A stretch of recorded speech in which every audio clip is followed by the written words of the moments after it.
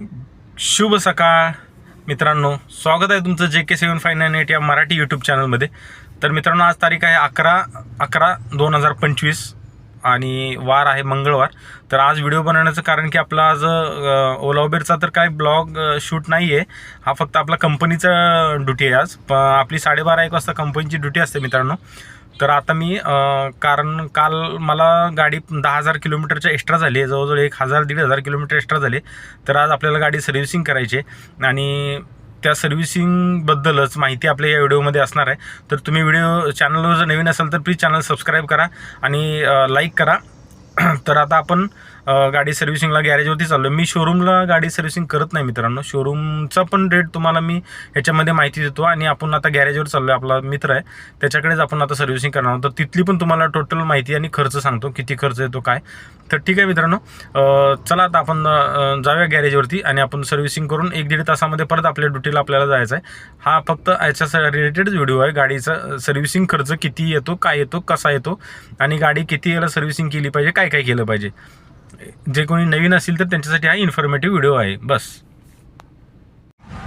तर मित्रांनो, आपण आता पोहोचतो गॅरेजवरती. तर तुम्ही बघू शकता हे इथं गॅरेज आहे.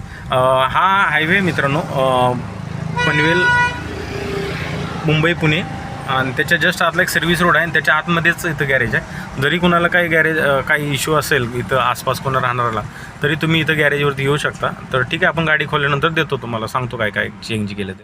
तर मित्रांनो, पोचलो आपण गॅरेजवर. तुम्ही बघू शकता स्वामी समर्थ ऑटो गॅरेज हे इथं गॅरेज आहे.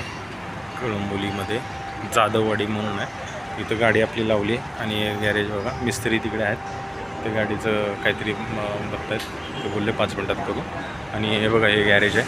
आणि तुम्हाला सांगायचा विषय म्हणजे हे पहिले मारुतीच्या ह्याच्यामध्ये काम करत होते आणि इथं हे आता सध्या यांनी स्वतःचं गॅरेज टाकले. इकडे सामान विमान ऑइल बिल जे काय किरकोळ सामान आहे ते सर्व भेटतं आहे. इथं गाडी तुम्ही उचलून पण ते वरती उचलून पण काय असेल खालून प्रॉब्लेम तरी ते करू शकतात. ह्या गाड्या अशा लागलेल्या आहेत. चांगलं गॅरेज आहे आणि खूप दिवसापासून आहे मित्रांनो, जवळजवळ 7-8 वर्षापासून आपण यांच्याकडे येतो. आपल्या सांगलीचेच आहेत, 32 शिराळा म्हणून महाराष्ट्रीयनच आहेत, त्यामुळे आपला विश्वास आहे यांच्यावरती. तर हे खूप माझी जुनी गाडी पण मी इथंच सर्व्हिसिंग करायचो. गॅरेजची ॲड करू आपण.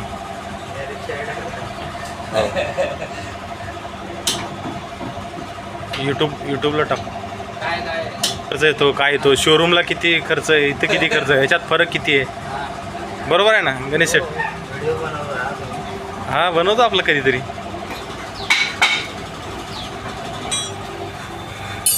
बघू शकतो तुम्ही, पॅड आपली पूर्ण संपली आणि ब्रेक पॅड आपण चेंज करतो.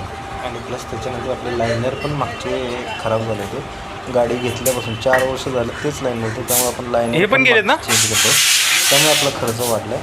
4-1 हजार रुपये आपले लायनरमुळे ब्रेक पॅडमुळे वाढले. अरे तुमचा फायदा होईल ना.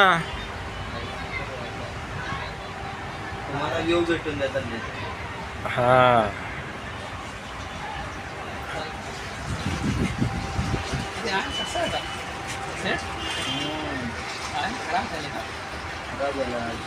ऑइल खराब झालं हो. ऑइल जरा खराबच व्हायला लागले, काय समजा नाही. नाही 44ला केली आहे. नाही सॉरी, 44 म्हणजे 11,000 चालले.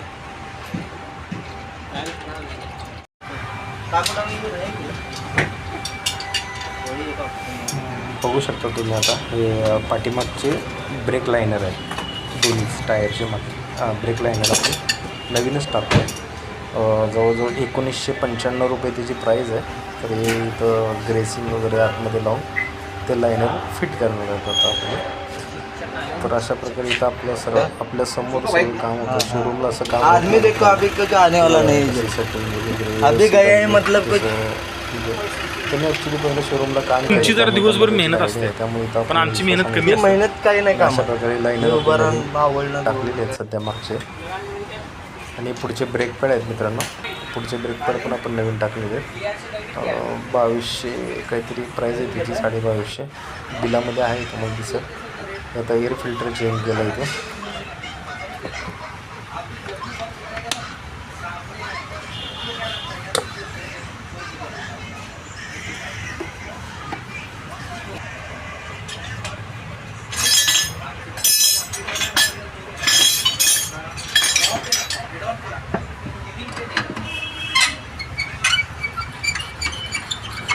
आता इथं बॅटरी आपली चेक करत आहेत. बॅटरीचं पाणी म्हणजे बॅटरी आपण गेल्या सर्व्हिसिंगला नवीन टाकली होती, आपली बॅटरी खराब झाली होती 2 वर्षानंतर. तर ते आता आपण बॅटरीचं पाणी चेक करतो. त्याच्यात पाणी कमी असेल तर त्याच्यामध्ये आपण डिस्ट्रिक्ट वॉटर टाकणार आहोत. हे असे वगैरे त्याच्यामध्ये पाण्याची लेवल करून घ्यायची, म्हणजे परत बॅटरी आपल्याला काही प्रॉब्लेम येऊ शकत नाही. थोडं पाणी कमी झालं होतं, टाकलं आहे ऑलरेडी ते पाणी, आता त्याच्यामध्ये टाकतात ते डिस्ट्रिक्ट वॉटर.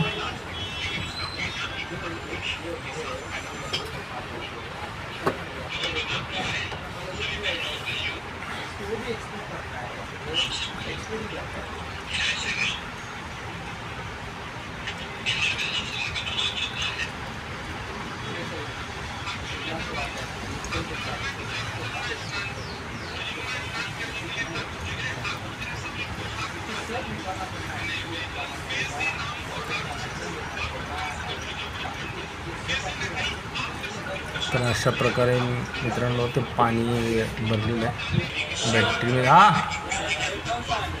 सामने देखो 5W30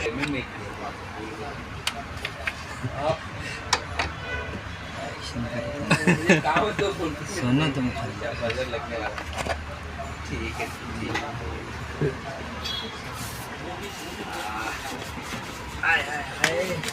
लोगों ने आपका जुगाड़ कर दिया 3.5-4 भाई नहीं लाया था, लूटी दिया. सुना कल की गाड़ी का उधार है, पाजी बोलते पहले कहते ना 4,000 में. बोला भाई मेरे हाथ का मेरा नहीं, मेरे को मत चिल्लाओ, मैं मेरा जा रहा हूँ मेरा दे दूंगा. बड़े आए हो. कल कौन आया था ये अपना, तुम्ही बघू शकता मित्रांनो. तर आपण कॅस्ट्रॉलचं 5WT30चं कॅस्ट्रॉलचं ऑइल टाकतो आहे. सिंथेटिक चांगलं ऑइल आहे. 2100 रुपयेपर्यंत डबा बसतो 5 लिटरचा. तर अशा प्रकारे हे ऑइल आहे. बघा तुम्ही बघू शकता तुम्ही आपण आपल्यासमोर. आणि शोरूमलाही अशी कामं होत नाहीत मित्रांनो. इथं जे आपण गॅरेजला बाहेर गेलो ना, हे आपली समोरासमोर अशी कामं होतात. शोरूमला आपल्याला आतमध्ये यूज देत नाही, अलाउच करत नाही. त्यामुळे आपल्याला काय टाकलं आहे का नाही का तेच ऑइल वापरले हे लक्षात येत नाही. करत पण असतील, पण आपला विश्वास बसला पाहिजे मित्रांनो. त्यासाठी आपण बाहेर करायचं. गाडी नवीन आहे तोपर्यंत पहिली शोरूमला केली सर्व्हिसिंग ठीक आहे, बाहेर करू शकतो. पैसे कमी डबा दाखवा जरा. बस ओके.